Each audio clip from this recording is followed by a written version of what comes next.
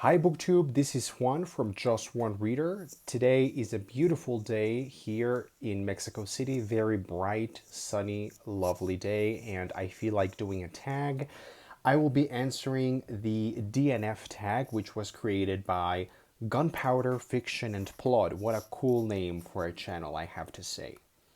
So DNF is a term that we use quite often here on BookTube. I don't know if people just use it regularly in real life outside of this corner of BookTube, but DNF is a very BookTube kind of term, and it means DNFing a book means books that you did not finish.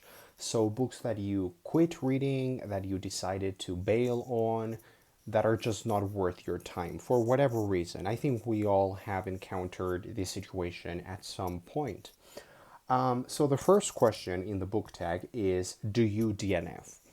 I have to say I don't usually DNF just because my reading tends to be better curated in recent years. So the books that I read are they have a higher probability of being good, enjoyable reads at least. So I don't tend to DNF, but I will, of course, DNF a book if I feel that it's necessary.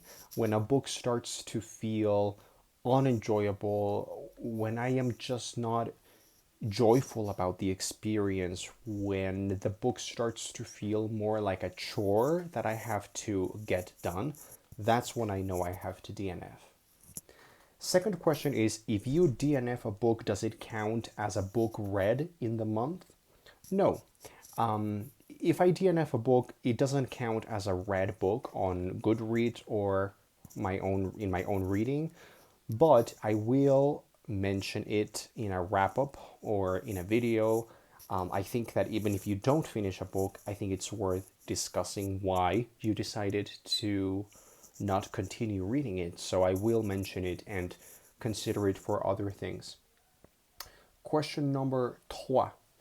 Is there a difference between DNFing a book and just putting it down for a bit? Yes, absolutely yes. There are some books like, I don't know, I'm thinking of As I Lay Dying by William Faulkner or Mrs. Dalloway by Virginia Woolf, books that I have started reading and then quickly realized that I was just not into them. Not because the book itself was bad, but more because it was not the right time for me to be reading that particular book. So it's kind of a situation where I just didn't feel like I was in the right mind frame or flow just to read that kind of book. However, that's a very different thing to DNFing a book when you just realize no, no, no, no, no, no, no, no. For example, I will give you two examples. These are the only two books that I have strongly DNF'd with a lot of dislike in the year. So these are my only two DNFs in 2020. I am very proud of myself because I have really curated my reading very well. So these are the only two books that I have strongly disliked so much that I had to DNF them. Palimpsest by Catherine M. Valente.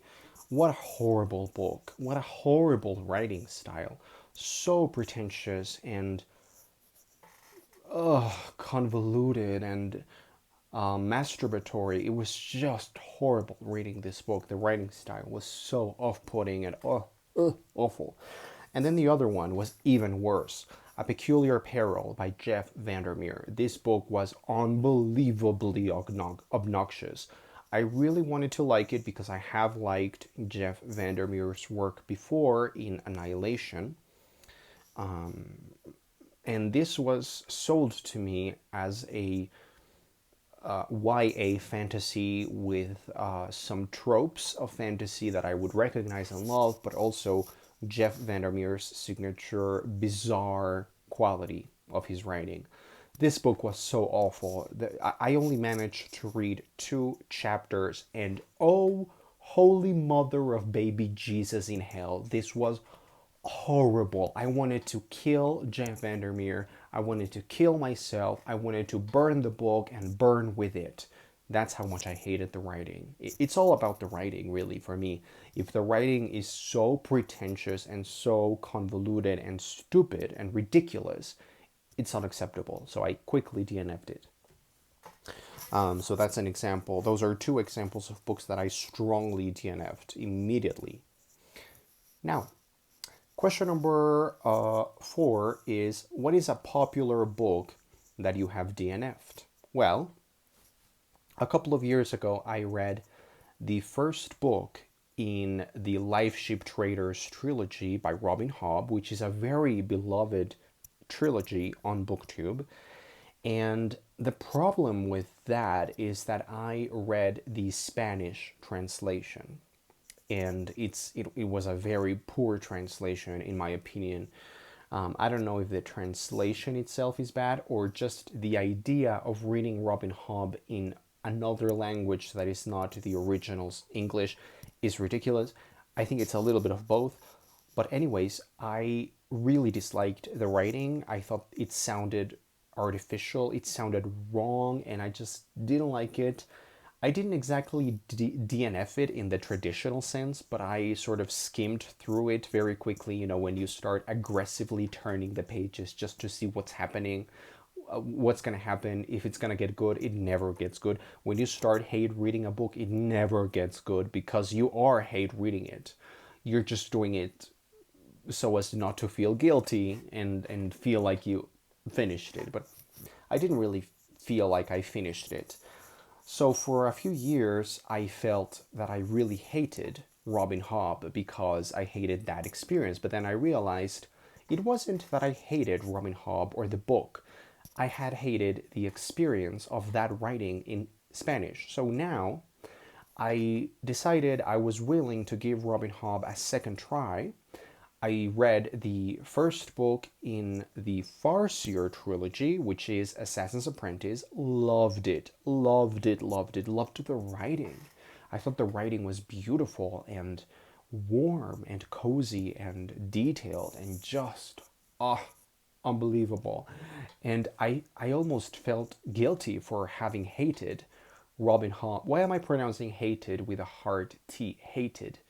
Hated. Do I feel British now?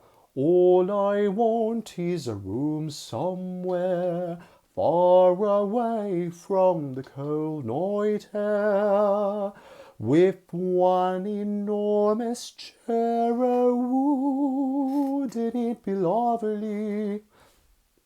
Anyway, I should be pronouncing it hated because I am trying to do an American accent, not a British accent. Anyway, I realized it wasn't that I hated Robin Hobb. It was just the Spanish thing. And I felt very guilty for having strongly hated Robin Hobb.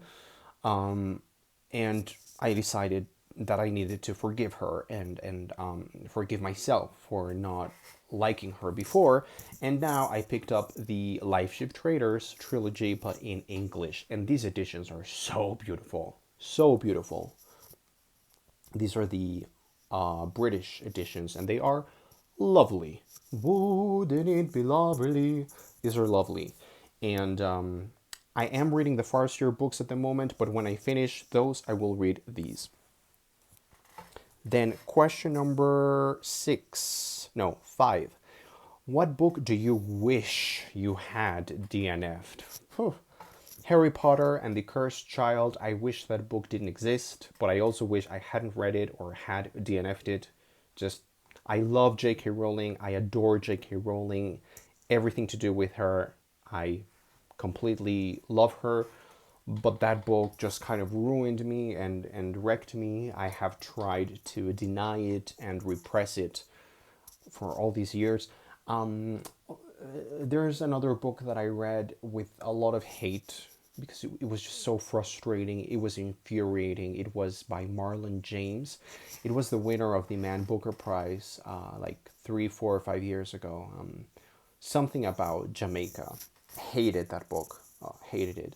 The Tidal Zone by Sarah Moss, which is another beloved book on booktube, on British booktube. Really hated her writing style. Yeah, those are the books I wish I had DNF'd. Question number 6. Do you ever reattempt to read a DNF? Has this ever been successful for you? Well, I would say Robin Hobb, maybe, even though I haven't reread this, which was the one that I sort of DNF'd. But I guess if we are talking about her as an author and her writing style, which is the reason why I DNF'd the book in Spanish in the first place, and then when I came back to not the same book, but the Farsier book, I really loved the writing style. So I guess it sort of counts.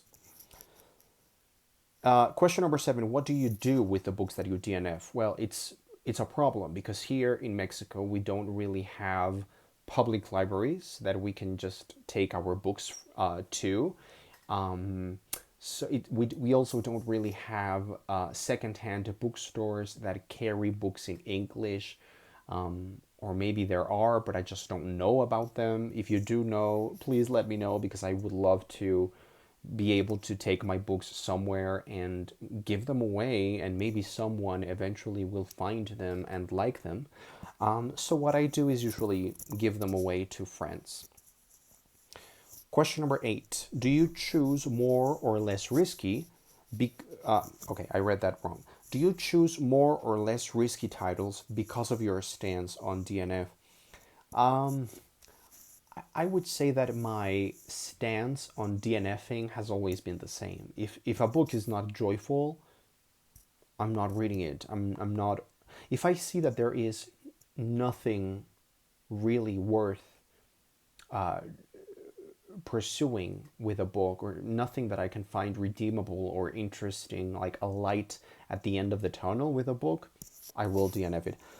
But that's always been my stance. However, I do feel that I choose less risky titles now, but that's not exactly because of my stance on DNFing. It's just more because there comes a point in life when there's so much to do in life, there's so much work and so many things to do, that you really want to read for fun and for enjoyment. So that's what I do. And that's it. Finally, I am going to tag some people. I'm going to tag Leo from A Little Book Life, Sarah from Hardcover Hearts. Those are my go-to tags. I'm going to tag Alex from What Page Are You On? I will tag Steve Donahue, even though I'm pretty sure he has done this tag, because he is the master of the universe and he's watching, he's listening right now. I'm also going to tag Alex from What Page Are You On? And Stripped Cover Lit if you're watching. That's it. That's the DNF tag. Please leave your comments down below. I look forward to having a discussion with you. I am Just One Reader, and I will see you on the next video.